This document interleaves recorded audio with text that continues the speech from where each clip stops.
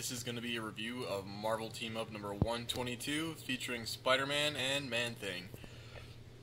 Let's get a look at that cover. Pretty awesome cover. Okay, so this one is called A Simple Twist of Fate, and it's written by J.M. DeMatteis and drawn by Kerry Gamble. Now, I'm not really familiar with Kerry Gamble, but J.M. DeMatteis is the writer of Kraven's Last Hunt, which is a really famous Spider-Man arc, and also the writer of Spider-Man number 200, which is my favorite single issue of Spider-Man. So, let's get into the issue. So it's going to start with Man-Thing just kind of moping around the swamp, doing his normal man thing, and then all of a sudden, like, just out of nowhere, this rift opens up into space, or what looks like space, and Man-Thing gets all freaked out, and out steps this guy named Fate. And Fate just kind of walks over to Man-Thing and is like, "Hey, Man-Thing, what's up?" And then, like, puts his hand on his head, tells him that he can feel his pain and all that stuff, and that they're going to be good buddies, and then proceeds to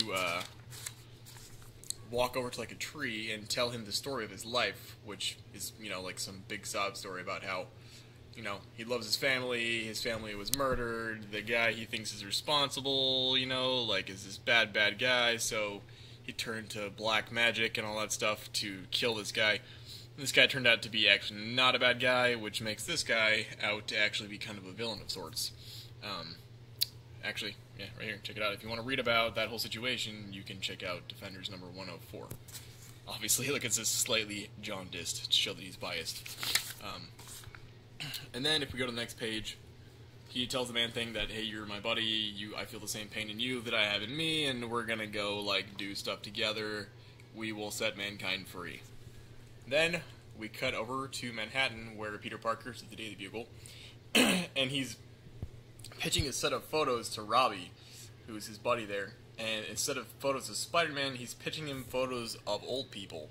And Robbie's just like, "What the hell, man? Usually you're taking pictures of Spider-Man. What's going on with these old people?" And then Peter, you know, elaborates and says that, like, you know, his aunt, you know, has got it pretty good, but even then he feels sorry for, like, leaving her alone all the time, and she's moving in with all her buddies into, like, you know, like, this kind of community, but some old people just sit around and rot and have nobody to take care of them. And then Jonah walks out and he's like, "Hey, I hate poetry. Why are you being so poetic? Show me those crappy photos you got." And then, like, 2 seconds later, he's like, "I love them. Here, I'm going to give you a bunch of money and then take better stuff next time." Which is, like, typical Jonah. You know, he's always like, "Not good enough. I'll take it anyways. Bring me some better stuff." So then Peter's all walking down the street looking at how big his check is. Look at him. He's all like, "I'm so rich. I'm so awesome." And then, not even paying attention, all he's thinking about is getting a Whopper and cheese. He just, like, walks out in the middle of the road and almost gets hit by a freaking car. Which is, like, come on now. Pay attention. You're Spider-Man. And then he almost blows his cover by, like, doing a quadruple backflip. I guess it's just, like, a single flip, but it's really hard to tell. Like, a frog jump and then, like, a backflip or front flip across the street. And then tries to blame it on, like, "Oh, yeah, that's what you can do that stuff if you go to a health spa, you know?" Whatever, bullcrap. I mean, he tries to do that in the movies, too, though. He's always like, "Eat your Wheaties, kids, and you can be just like me," but we all know that's not true. Then he runs into Fate, which is the guy from the beginning of the book, and Man-Thing, obviously, in, like, this big trench coat with a scarf around his face in the middle of the summer. And he's like, "That's kind of fishy, but whatever, even though my spider sense is going off, which usually only happens when there's enemies and villains nearby. I think I'll just relax." And then he sees, like, goo on the floor, and he's like, "Goo? Now shit's going on." So then he decides to, like, go investigate and everything. Runs into some random restaurant, he's like, "Hey, where's your bathroom?" "Alright, now Spider-Man's in the bathroom." And this guy's like, "I have no idea Peter Parker's Spider-Man." Again, whatever, but I mean, I guess he doesn't realize that it's Peter Parker, so he does way too much cocky stuff in this book. Meanwhile, Man-Thing, in disguise, and Fate decide to, like, go visit Jonah Jameson, and they walk up to, like, the top floor of the Bugle, and he's just like, "Jameson, remember me?" And Jameson's like, "Yeah, I remember you. You were this great writer. You won a Pulitzer Prize, and blah, blah, blah, and I loved you. Are you coming back to work for me?" "Nope, guess what, I'm not, and I want you to help me, like, save the world by telling mankind that they're horrible, and I brought Man-Thing with me." And then as soon as he, like, reveals the guy under the trench coat to be Man-Thing, shit hits the fan. I mean, people start freaking out. which is horrible because, you know, Man-Thing goes berserk. Well, look, it even says he goes berserk. Man-Thing reacts really badly to, like, people being afraid of him. As soon as you're afraid of him, all he has to do is touch you, and your skin, like, burns off. So, whatever you do, if Man-Thing's around, do not be afraid, which would be really hard, I would imagine. And then Fate's like, oh no, I made a mistake. Now I need to shoot these pink force fields all over everybody to make them stop being afraid so that Man-Thing won't kill them all. Yeah. Then Peter Parker's all crawling up the side of the building like, maybe I was wrong about that, guys. They seem pretty hunky-dory. And then, holy crap, I was right. Skip this ad here. Looks like they're holding Jameson hostage or something, which is not quite the case right now, but quickly becomes the case. So then he's like, hey, nobody can give Jonah ulcers but me. And obviously Jonah hates that. Fate doesn't react too well either. He starts shooting dark magic at Spider-Man, so Spider-Man's forced to, like, jump off walls and shoot web and stuff like that. Oh my god. Then, as he's, like, reacting to Spider-Man, he starts, like, I guess becoming afraid of Spider-Man, which makes Man-Thing react pretty badly and just, like, bear hug the shit out of the guy. Squeezing him to death, burning him, you know, with his Man-Thing touch and everything like that. So, stuff's not going his way very well right now. Spider-Man tries to free him by, like, you know, grabbing him in like a full Nelson. Also does not go very well. Instead, he just like shoves his hand into Man-Thing's gooey back.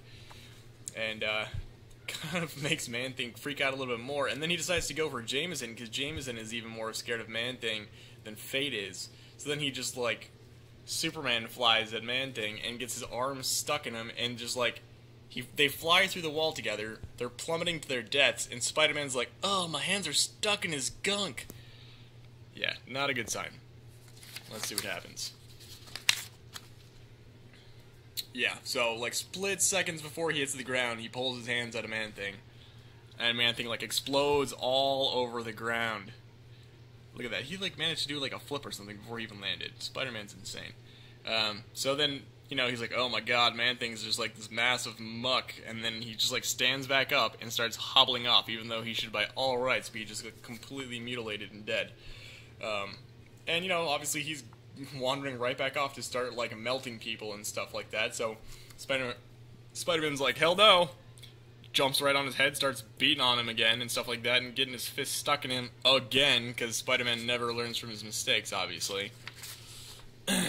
Gets thrown to the ground, almost knocked unconscious. Somehow, here's the thing, like, somehow every time Spider-Man is almost knocked unconscious, he's able to, like, recover just by, like, trying hard, and then, like, just backflip out of the way before he gets pummeled to death, and then shoots this, like, strain of webbing at the Man-Thing, which then, like, kind of, like, he oozes through, and it doesn't even bother him, and then he backfists Spider-Man in the face, and then he, like, slams into a truck, and then, uh-oh, Spider-Man's out for a little while.